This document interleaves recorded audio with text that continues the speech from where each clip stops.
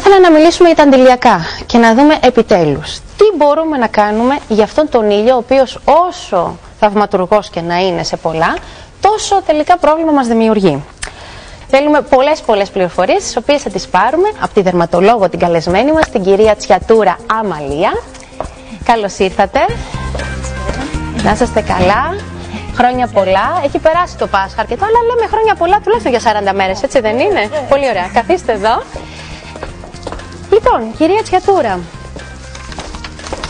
είσαστε ειδική δερματολόγος και μας λέτε αυτό το τεράστιο κεφάλαιο που έχει να κάνει με την αντιλιακή προστασία. Βεβαίως. Καταρχάς, είναι απαραίτητο πλέον να χρησιμοποιούμε αντιλιακά χειμώνα, καλοκαίρι? Και το καλοκαίρι με τι δείκτη? Ο ήλιος σίγουρα έχει κάποιες ευεργετικές ιδιότητες στην υγεία μας, τόσο στη σωματική όσο και στην ψυχική. Πολλές φορές όμως δεν τον χαιρόμαστε με μέτρο τον ήλιο, δεν προστατευόμαστε και έχουμε τις βλαπτικές του επιδράσεις. Επομένως, είναι απαραίτητη η χρήση των αντιλιακών. Το μέτρο που λέτε ποιο είναι? Το μέτρο. Θα πρέπει κανονικά να αποφεύγεται η έκθεση στον ήλιο μεταξύ των ωρών 11 και 4 το απόγευμα. Κάποτε λέγαμε 12 με 3, τώρα έχει πάει όσο πάει και αυξάνεται. Έχει διευρυνθεί. Γιατί όλες οι ευεργετικές επιδράσεις του ήλιου τις έχουμε ακόμη και με λίγα λεπτά έκθεση στον ήλιο εκτός των ωρών αυτών. Επομένως δεν χρειάζεται κανείς να υπερβάλλει. Αντιλιακά πώς εφαρμόζουμε? Πάμε στην παραλία και τα βάζουμε εκείνη τη στιγμή ή πρέπει να προηγηθεί η επάλυψή τους? Τα αντιλιακά για να έχουν σωστή δράση θα πρέπει να εφαρμοστούν τουλάχιστον 20 λεπτά με μισή ώρα πριν εκτεθούμε στον ήλιο. Και αυτό γιατί τα μόρια του αντιλιακού σχηματίζουν κάποιους δεσμούς με τα κύτταρα της επιδερμίδας μας και έτσι είναι πιο σταθερά στον ήλιο. Άρα πριν δεν πιάνει, δηλαδή άμα βάζουμε εκείνη τη στιγμή δεν πιάνει.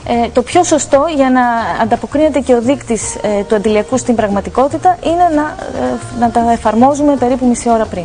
Όταν μπούμε στη θάλασσα, βγαίνοντας πάλι. Όταν μπούμε στη θάλασσα σίγουρα χρειάζεται μια επανάληψη της εφαρμογής. Πολλά αντιλιακά λέμε ότι είναι αδιάβροχα. Κάτι τέτοιο δεν ισχύει βέβαια 100%. Έχει βρεθεί ότι όλα τα αντιλιακά μετά από 40 λεπτά είσοδο στο νερό δεν έχουν δράση πια.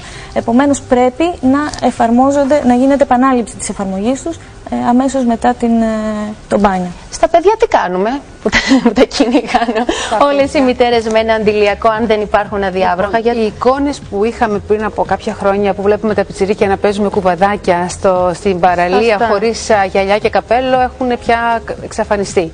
Σήμερα τα παιδιά πρέπει να φοράνε γυαλιά, καπέλο και αντιλιακό απαραίτητα. Πρώτον, οι ώρες που είπαμε 11 με 4 τα παιδιά δεν πρέπει να είναι στην παραλία. Όταν πηγαίνουν στη θάλασσα, ήδη να έχουν φορέσει από το σπίτι το αντιλιακό τους. Μια τετραμελής οικογένεια, αν βάλει για να επαληφθεί σωστά με αντιλιακό, πρέπει να τελειώσει με δύο φορές ένα αντιλιακό το 250 ml, να απλώσει το αντιλιακό σε όλο το σώμα. Άρα λοιπόν, τι σημαίνει αυτό? Πρέπει να βάζουμε μεγάλη ποσότητα αντιλιακού, ειδικά στα παιδιά. Και όσον αφορά τα μωράκια που είναι κάτω των 6 μηνών, είναι καλά να μην πηγαίνουν στην παραλία. Υπάρχουν και βρεφικά αντιλιακά.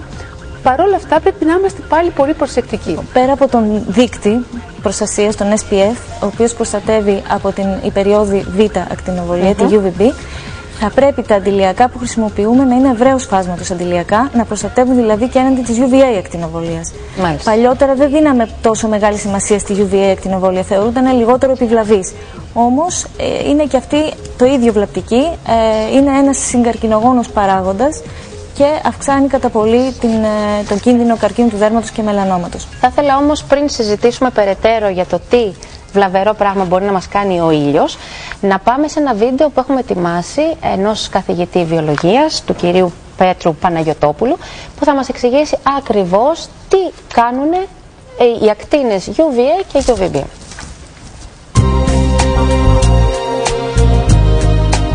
Η UVA και UVB ακτινοβολία είναι ένα είδος κύματος που έρχεται από τον ήλιο στη γη, αλλά είναι αόρατη για τον ανθρώπινο μάτι, δεν μπορούμε να την αντιληφθούμε κάπως. Το μόνο που καταλαβαίνουμε εμείς είναι τα αποτελέσματά της, που είναι μέρος αυτού του αποτελέσματος είναι θερμικό και ένα μέρος άλλο έχει μια φυσιολογική δράση στον οργανισμό.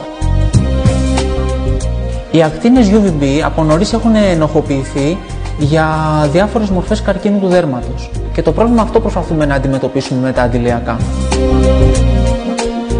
πιστεύουμε σήμερα ότι οι ακτίνες αυτές είναι πιο επιβλαβείς στον ανθρώπινο οργανισμό, ίσως όχι δικαιολογημένα, ίσως περισσότερο οφείλεται στο γεγονός ότι έχουμε μάθει περισσότερα πράγματα για τη φύση γύρω μας.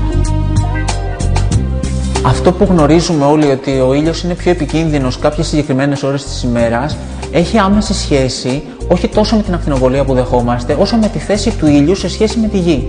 Όταν λοιπόν λέμε ότι είναι μεσημέρι, σημαίνει ότι η γη είναι στη μικρότερη δυνατή απόσταση στο σημείο που βρισκόμαστε από τον ήλιο. Οπότε είναι λογικό να δεχόμαστε σε εκείνο το σημείο μεγαλύτερη ποσότητα ακτινοβολίας. Όταν περάσουν κάποιες ώρες μετά τις 4 που λέμε ότι αρχίζει να δει ο ήλιος, σημαίνει ότι έχει περιστραφεί η γη, οπότε οι ακτίνες του ήλιου έρχονται υπογωνία. Με αποτέλεσμα οι ακτίνες UVA και UVB να φιλτράρονται πολύ πιο αποτελεσματικά τις πρωινές, απογευματινές και τις βραδινές ώρες που δεν φαίνεται καθόλου ο ήλιος, παρά το μεσημέρι που είναι όσο το δυνατόν πιο κοντά στη γη ο ήλιος.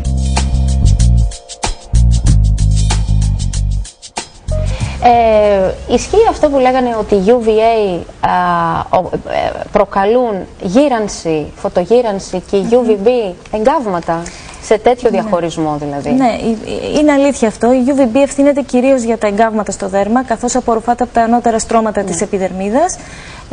Η UVA φτάνει πιο βαθιά, κάτω από την επιδερμίδα, στο χώριο, και ευθύνεται για την γύρανση του δέρματος, αλλά και οι δύο συμβάλλουν στην καρκινογένεση. Μάλιστα. Πάμε όμως να μάθουμε λίγα λόγια παραπάνω για τα καροτενοειδή, τα οποία εκτός από τη χρησιμότητά τους στην αντιλιακή προστασία, έχουν και ισχυρή αντιοξυδωτική δράση. Τα καροτινοειδή είναι μια μεγάλη ομάδα ουσιών με ιδιαίτερες αντιοξυδωτικές ιδιότητες που απαντώνται στη φύση σε πληθώρα. Το β-καροτένιο θα λέγαμε ότι είναι ίσως η πιο σημαντική αντιοξυδωτική ουσία από τα καροτινοειδή. Συναντάται σε τροφές όπως το καρότο, είναι η πιο γνωστή άλλωστε ουσία, η πιο γνωστή τροφή από την οποία το προσλαμβάνουμε.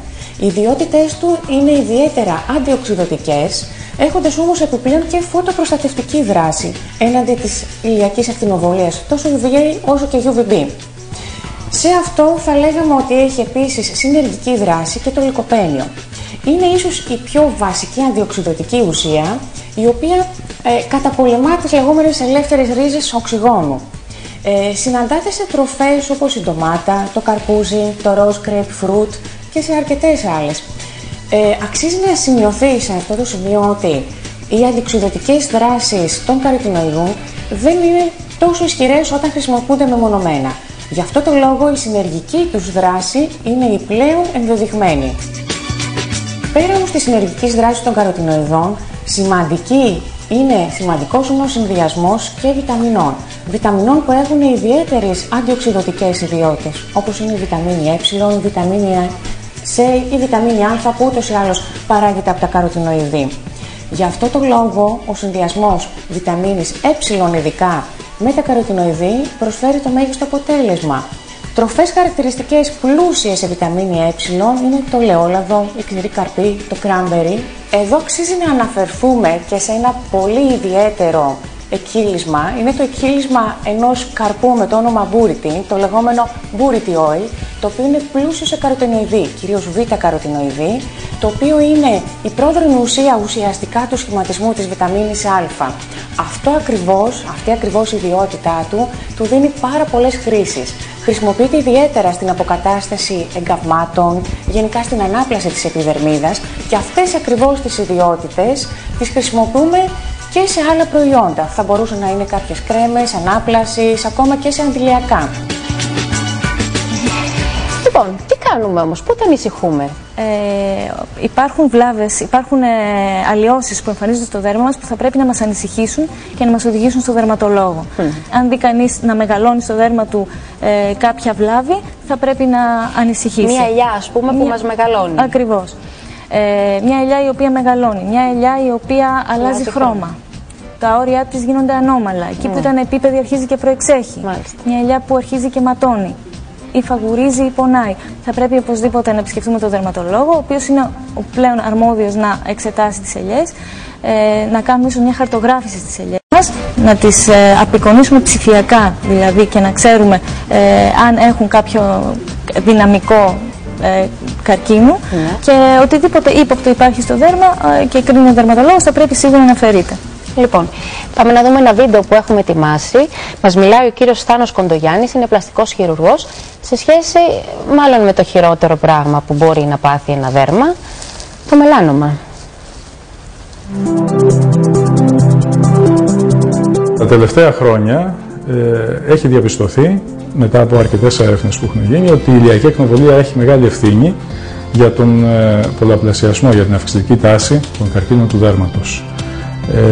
Και όταν λέμε για καρκίνους του δέρματος, αναφερόμαστε σε όλους τους τύπους των καρκίνων του δέρματος, τόσο στους πιο απλούς όπως είναι το βασικοκυταρικό, που έχουμε συνηθίσει επειδή είναι καλό ήθες να το λέμε βασικοκυταρικό επιθυλίωμα, όπως το ακανθοκυταρικό, μια πιο επιθετική μορφή καρκίνου, αλλά και η κυριότερη όλων και η πιο επιθετική μορφή καρκίνου, όπως είναι το μελάνομα, που θέλει άμεση χειρουργική αντιμετώπιση, βιοψία, να ελέγξουμε το στάδιο, αφαιρούμε τους επιχώριους τοπικούς λεμφαδένες, ενδεχομένως ψάχνουμε να δούμε μήπως υπάρχουν εντοπίσεις καρκινικών κυτάρων και σε κάποια άλλα όργανα.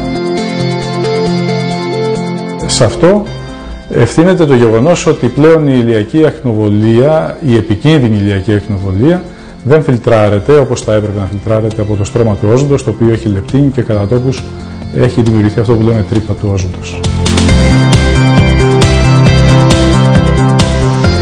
Αυτά λέμε. Όλοι συμφωνούμε στο πόσο το ηλιακό είναι όχι απλώς απαραίτητο, πρέπει να γίνει δεύτερο κομμάτι του δέρματός μας, νομίζω. Πάμε σε ένα μικρό διαφημιστικό διάλειμμα και επανερχόμενοι εδώ θα δούμε πώς φτιάχνονται τα αντιλιακά. Μπήκαμε σε ένα εργοστάσιο, ελληνικό εργοστάσιο παραγωγής αντιλιακών και είδαμε τα μυστικά έτσι μέσα στα κρυφά μονοπάτια.